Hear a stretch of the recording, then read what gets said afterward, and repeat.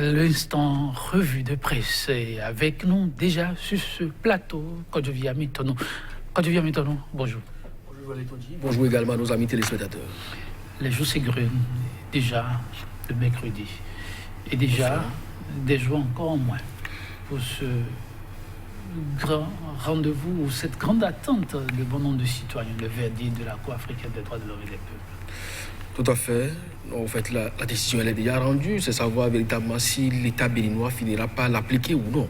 Donc, effectivement, comme vous l'avez dit, d'ici 4 ou 5 jours au plus, on saura véritablement ce que l'État béninois décidera de cette décision de la Cour et la suite donc à donner à ce feuilleton, du moins si vous l'acceptez ainsi, parce que ça a commencé au Bénin. Aujourd'hui, c'est au niveau de Arusha. On ne sait vraiment pas là où ça va échouer. Mais ce qui est également attendu dans le public et donc des peuples béninois, c'est beaucoup plus la position du chef de l'État.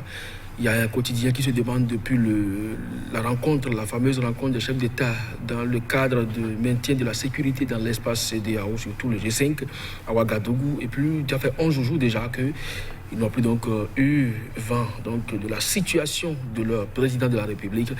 Ils commencent donc par s'interroger, mais celui qui connaît déjà cette situation, c'est ceux qui ont introduit leur certificat de conformité au niveau de Sakalafia, qui leur a délivré donc un récépissé provisoire. C'est désormais officiel.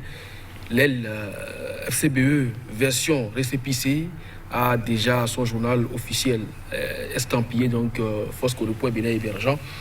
Et fait donc avec la photo à la une donc, du journal La Dépêche, vous aurez donc constaté qui doit donc disposer de ce certificat de conformité au sein de cette formation politique. Un feuilleton, un autre, oui, que le Bénin essaie de vivre, l'épilogue, peut-être avant les communales. Que maintenant, alors, nous allons démarrer avec La Dépêche. La Dépêche qui, justement, en parlant de ce fameux certificat de conformité écrit, l'acte administratif sur mesure du ministère de l'Intérieur au parti Fosco le point Bénin émergent, le récépissé rapissier donc de Saka Lafia, et vous avez donc la photo de 2 acteurs politiques mis en cause à cet effet. Paysage politique national, quelle nouvelle stratégie pour l'opposition désormais, illustrée par Boni Yaïd, Fosoglo, Sébastien Javon et Candide Azanaï. Et puis plainte de Ladislas Agbessi contre l'État béninois, une décision de la Cour pénale internationale attendue dans quelques semaines. Le journal L'Afrique en marche qui poursuit violence post-électorale, le verdict de CPI dans les prochaines semaines selon Ladislas Agbessi, et puis en violation de la loi, certificat l'arme de la rupture pour détruire donc la démocratie béninoise. Et puis Assemblée nationale, Théodore Olo suggère 2 mandats aux députés. Talon, l'homme des réformes, va-t-il survivre vers la fin des titres fonciers au Parlement? En tout cas, le confrère de la matinée, formation des blocs dans l'univers politique béninois, des géants au pied d'argile, que d'histoires qui portent les germes de la division des événements qui ont marqué négativement le pays et discrédité la qualité de sa démocratie. À 4 jours de l'ultimatum de la Cour africaine des droits de l'homme dans l'affaire ASG, le gouvernement serait-il en passe de multiplier le verdict de la Cour africaine par 0. Le nouvel observateur, application du verdict de la Cour africaine des droits de l'homme et des peuples dans le dossier Sébastien Germain à Javon, plus que 5 jours pour que le gouvernement béninois s'exécute. Présidentielle de 2021, en cours en préparation contre le peuple à l'Assemblée nationale, s'interroge le journal. Le télégramme, opération anti-gang de la police républicaine, 3 redoutables malfrats abattus à Djidja et à Banizou. L'écho quotidien, trou noir dans l'agenda du président de la République du Bénin après le sommet de la CEDEAO où est passé Talon 11 jours sans nouvelles du président béninois. Matin libre, obtention du récépissé par le FCBE. Pourquoi on paie Yaroué Amadou si sûr? Et puis enseignement supérieur à propos d'une polémique, le CAMES répond à Dandiyamou Joël Litodi.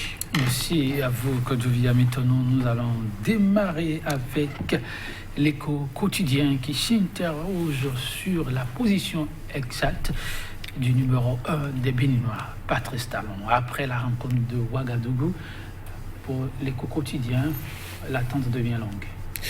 Oui, il ne devrait normalement pas avoir attente si tant est que le chef de l'État s'est rendu à Ouagadougou pour participer à un sommet avec ses pairs qui ont déjà effectivement regagné leur capitale respective. Donc de ce point de vue, il est quand même de bon droit en tant que citoyen que l'on reçoive ou que l'on accueille donc le chef de l'État de son retour donc de sommet, ce qui a été fait. Il a fait même un point de son tête-à-tête avec le président Buhari dans le cadre donc du dégel de la crise née donc de la fermeture des frontières du côté Nigeria.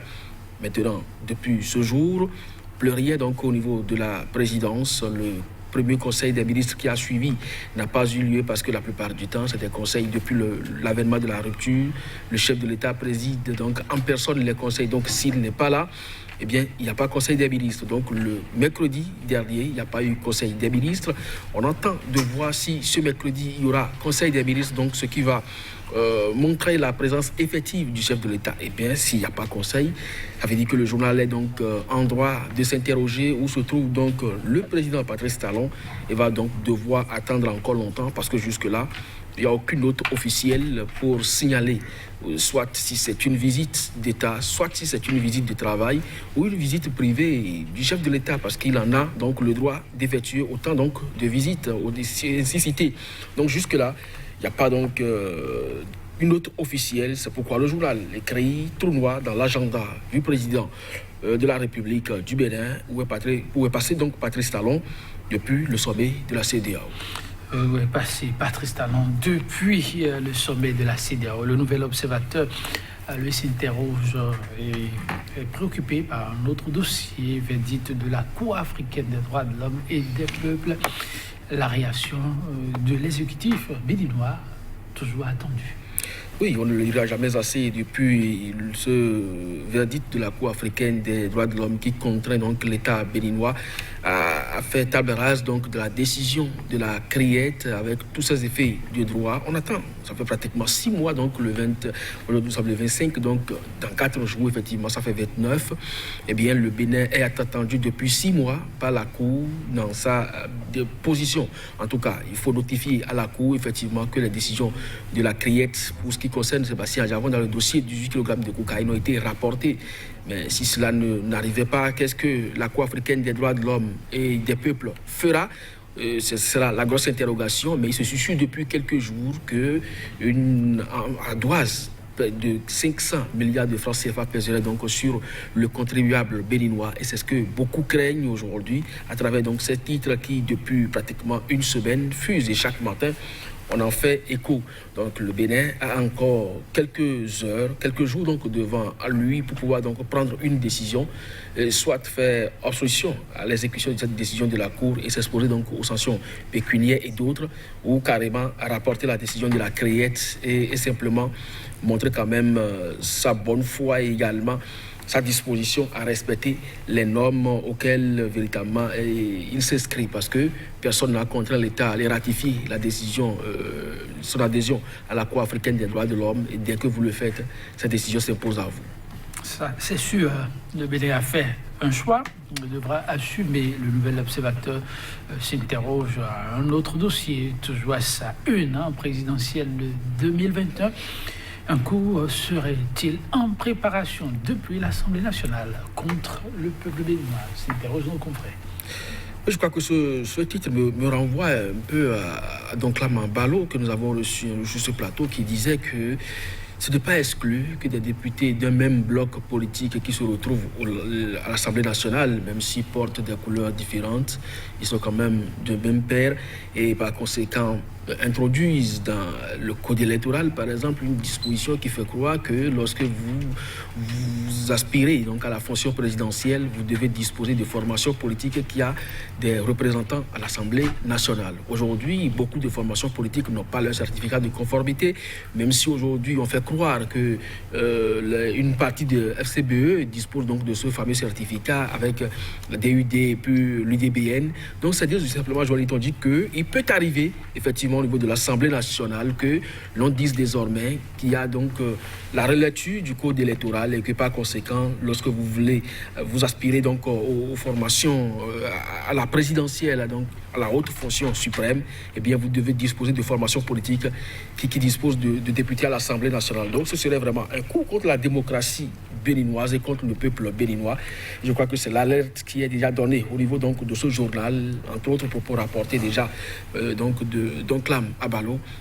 Nous osons croire que ces députés qui ont déjà maillé partie avec l'éthique, compte tenu des révélations faites par Jean-Baptiste Elias, n'oseraient pas pousser le bouchon aussi loin. En tout cas, on suit les politiques en tour dans le sac, dit-on. Il matin libre de revenir sur l'autre situation qui continue de faire réagir, récipier au FC2. Alors, ce titre, pourquoi lui, on paie Guiaro et puis Amadou, c'est sûr.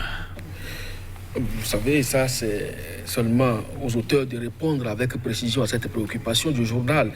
Mais les suspicions vont bon train parce que si vous êtes citoyen et que vous remplissez vos conditions civiques, il vous est loisible d'intégrer, si vous voulez donc animer la vie politique nationale, d'intégrer une formation politique. Donc de ce point de vue, tous ceux ou celles aujourd'hui qui se sentent radiés ou non des forces Coripo et Bénin émergents, selon les auteurs, peuvent toutefois réintégrer donc l'équipe dans les tout prochains jours. Et l'animation de la vie politique ne pourra se faire que lorsque vous êtes reconnu légalement comme formation politique. Je crois que jusque-là, l'argumentaire tient au niveau donc de ces ténors, des forces Coripo et Bénin émergents qui se sont battus donc pour avoir le certificat de conformité. Mais ça aurait été mieux que la base soit consultée. Malheureusement, ce n'était pas le cas. Je crois que c'est ça aujourd'hui qui divise beaucoup plus la formation politique. Le message du président Boni Yayi est un message vraiment d'une certaine maturité et ça doit pouvoir animer les uns et les autres parce que lui, il pense qu'on doit pouvoir concilier les deux positions, histoire donc de garder unie cette formation politique qui est aujourd'hui sous le coup de la division. Merci à vous, que Dieu vienne maintenant chez les téléspectateurs. Merci d'avoir été des nôtres. À demain.